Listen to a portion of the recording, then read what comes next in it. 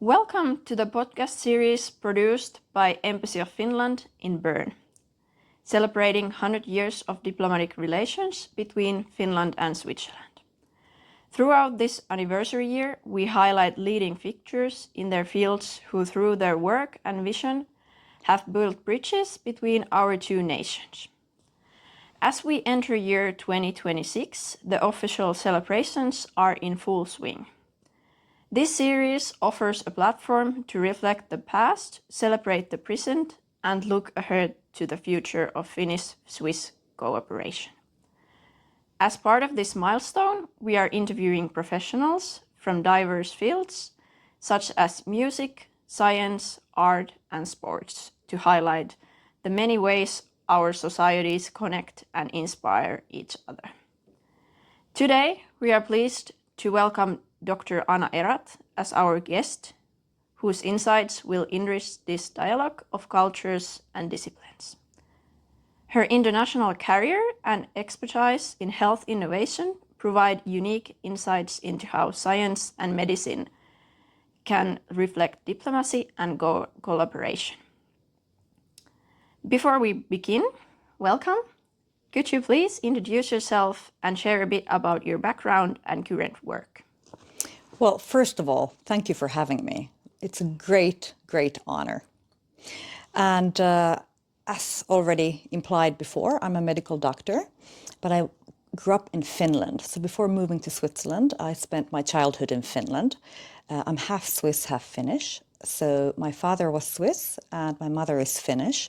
So from the very beginning, I was confronted and had the privilege to experience, in my opinion, the best of both worlds. And after my childhood, I moved to various countries, including partially also Switzerland, where I then studied medicine. Coming from a background of skiing and alpine skiing, and being an athlete, it was quite an organic and natural way to go into medicine and sports medicine, which I then ventured into later on. And also from an athlete's point of view, trying to understand what makes the body work, what leads to injuries, what leads to peak performance, what does not lead to peak performance, supported my way into sports medicine and also into science.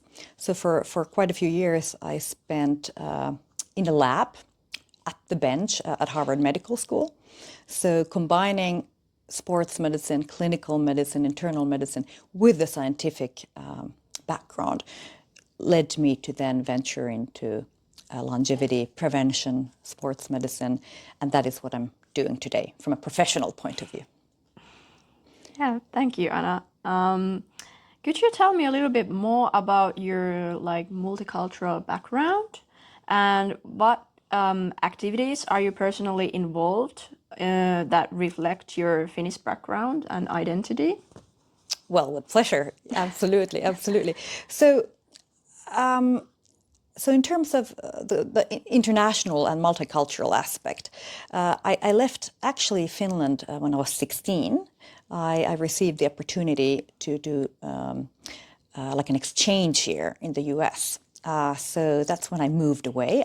I went back to finish my matriculation exam. So I wanted to finish my high school diploma and matriculation exam in Finland. But basically I moved out into the world at the age of 16. And then after that, I lived in various countries, a lot in the US, because I had the opportunity to also do pre-doctoral and post-doctoral research in Boston and Cambridge. But that kind of opened my appetite to travel the world. Never forgetting my heritage, which is clearly Finnish, where we spend our first years in childhood, they're so important.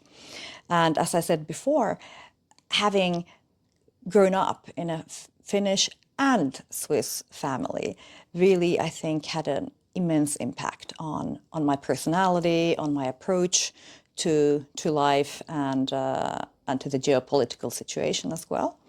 And now, since this year, actually, I have the privilege to be a part of the board of the Chamber of Commerce Finland-Switzerland, so the Finnish-Swiss Chamber of Commerce, with the very scope to bridge and facilitate exchange and cultural understanding and business opportunities between the two countries. So that, of course, is fabulous for me, because it kind of brings together my childhood and my heritage in a very kind of natural way. And then I've also been supporting or sponsoring a very small sponsorship, but nevertheless, the Finnish Flow at the World Economic Forum, which is a side event, a fantastic side event at the World Economic Forum. And as the name says it, Finnish Flow, they also try to facilitate Finland and Finnish companies and culture and approach to various organizations and companies that come to the World Economic Forum. So that, of course, has been also great pleasure for me. Yeah, thank you. It sounds like you are also working as connecting people from both countries and bringing people together, which is amazing. Then a little bit more about your career and work. Could you explain to our listeners what the concept of longevity means? That's a great question, because I think it's on the tabloids all the time. It's become a mega trend with risks and opportunities. But when we talk about longevity and longevity medicine, what we're talking about is, in a way, in my opinion, the next generation of preventive medicine. So really incorporating genetics, epigenetics, digital health, AI into prevention and to personalized medicine, or 4P medicine, so personalized, predictive, participatory. And this is very important because on a global level, we are getting older. And this is due to the amazing efforts in the past 100 or even more, arguably, years that we have put into both Finland and Switzerland, by the way, into public health, like vaccination campaigns, maternal leave and maternal health campaigns, pediatric care, which of course Finland was an amazing forerunner in pediatric health already 100 years ago. So that's why we are getting, fortunately, older. The problem, though, is that we're getting older, which we called health, what we call maximal or maximum lifespan, but we're also getting a bit sicker because we're getting older, and when we get older, there are some chronic and age-related diseases that come to play, much more, of course, than in a younger population. So now we have to tackle the challenge of getting older, but healthily older. So what we want to do in the field of longevity is to accept and celebrate and cherish the fact that we're getting older, but making sure that we can get older healthily. And this is what we call health span. We want to increase the health span. We want to minimize the delta between lifespan, the maximum age we reach, and health span, which is the maximum health in healthy years or with high quality of life. And ideally, we can close or almost close this delta. That's longevity and longevity medicine. Thank you. As you mentioned, Finland and Switzerland are both known for their strong traditions in science and healthcare and innovation. From your own perspective, what are the differences and the similarities between these two countries in healthcare and health policies, for example? So in terms of health systems, we talk about public health. Public health is really like populational health. And here both countries have a very strong tradition. That's kind of a common nominator, which is wonderful to see because both countries have a very high life expectancy. And there are many campaigns that have been, let's say, iodide in salt, for instance, adding iodide to salt. This is something that was very important in Switzerland because of goiter, because of thyroid disease, particularly in the Alps. This was a huge public health problem, and that's why it was introduced, the addition of iodide into the salt was introduced many, many years ago. This has had a huge impact on public health. And in Finland, there are many similar examples. particularly, for instance, vitamin D, because we're very far up north, we're not exposed to the sun very much, we need UVB light to produce vitamin D, and clearly we don't get that very much in Finland during at least the winter months. So these public health campaigns have had a huge impact on public health. Those are similarities.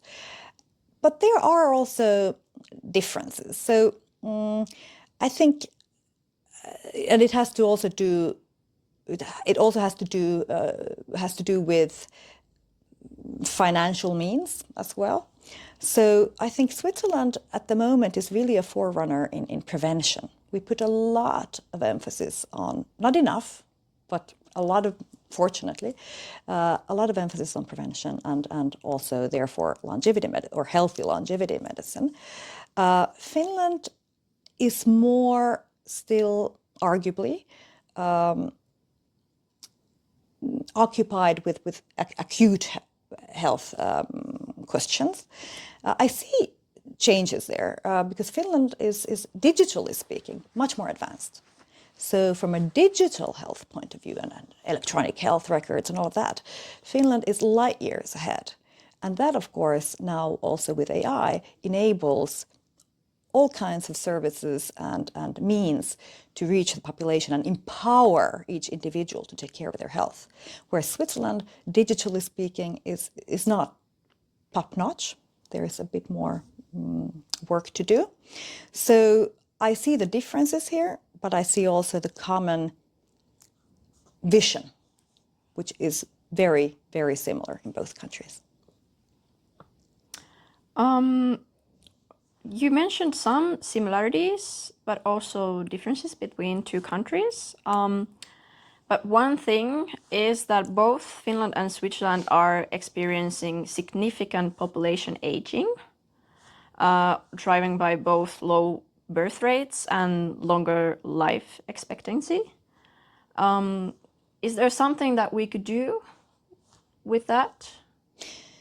Yes. So I think it's wonderful that we, as a population, as a global population, but also as a Finnish population, as a Swiss population, that we are getting older. There are a lot of opportunities there, also in terms of skills and know-how, wisdom. We can harvest a lot and profit a lot from multi-generational knowledge. But we need to make sure that this aging population is aging healthily. So this is a huge opportunity, but also a huge challenge for both countries. But this really is a challenge for the global population, with a few, of course, exceptions, particularly in war-torn countries, and there are a few obvious exceptions. But it's a global phenomenon, and we need to tackle it from an international point of view. We can't do it in an isolated fashion, and that's also the reason why it's so important to build international and multilateral bridges and work together as an international community. And getting back to maybe the birth rate, of course, this is a very complex issue, and there are reasons why the reproduction rates are going down, but also here we need to make sure that we can support young families and young parents to be able to have children, not only from a medical point of view, but from a policy point of view, from a financial point of view. And here I think Switzerland could learn a lot from Finland. So the effort that has been put into childcare and how to support young families systematically is very advanced in Finland. And here I think Switzerland, on the other hand, could definitely look at some examples and perhaps implement some of the learnings from Finland. And Finnish people are known to be the happiest people Yes. in the world. What would you say are the health factors that support a long and happy life in Finland?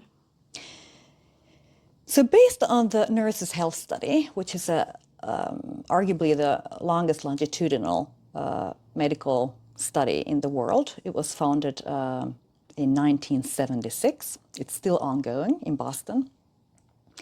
Based on that study, evidence shows that the most important prognostic factor for whether we will age healthily or not, whether we will be able to increase our lifespan together or in parallel with our health span, so aging healthily, are meaningful social interactions and connections. And a part of that, of course, is happiness. So it seems as if meaningful connections and social interactions also support happiness. I think another factor that, in my opinion, this is not based on the study, but in my opinion, that supports happiness, and there are some studies showing that as well. Green microbreaks are very healthy for your body and mind and soul and brain health. And both Finland and Switzerland, both countries value nature. We're very close to nature, and I strongly believe that a part of the happiness of Finland, a part of the reason why the population is so happy is because it's so close to nature. It's living hand in hand with nature. It's not fighting against nature, it's living with nature. So I think this is a very important component, where there are similarities with Switzerland. Yeah, thank you. Then we could go back to your own background a little bit. Could you tell me some of your favorite memories combining Switzerland and Finland? I have so many. I don't even know where to start. But maybe going back to nature. So my father and my mother, they built one of the first ecological houses in Finland and well, arguably in the world. So I grew up in a like an eco house powered by solar energy. Wow. In the late 70s. It was quite cold, but it was that was a great privilege to be able to do that. And then, of course, as a Finn, I was introduced very early on as a birth to skiing, both cross-country skiing and alpine skiing. And since my father was Swiss, we put more emphasis on alpine skiing. So this was what I did as a competitive athlete in my youth and when I was a child. And this, of course, undoubtedly brought us to Switzerland and to Austria, because during the summer or the fall, it's difficult to do training on snow in Finland, because snow doesn't. I mean, it falls early in Lapland as well, but you do need higher mountains to do proper training early fall, and so it brought us regularly to Switzerland and regularly to Austria, and also visiting my family in Switzerland. We spent basically all holidays together in the mountains, on the snow, skiing and enjoying nature. And these memories, of course, I'll cherish forever. Thank you so much, Anna. It's been a pleasure to have you here. It's been my pleasure. Celebrating 100 years of diplomatic relationship between Switzerland and Finland. And thank you for sharing your background and memories, and also educating us a little bit with longevity. Thank you. Well, thank you. It's a long journey, but it should be a constructive and enjoyable one. And I think the countries really are very aligned. So let's build on that. Thank you. Thank you.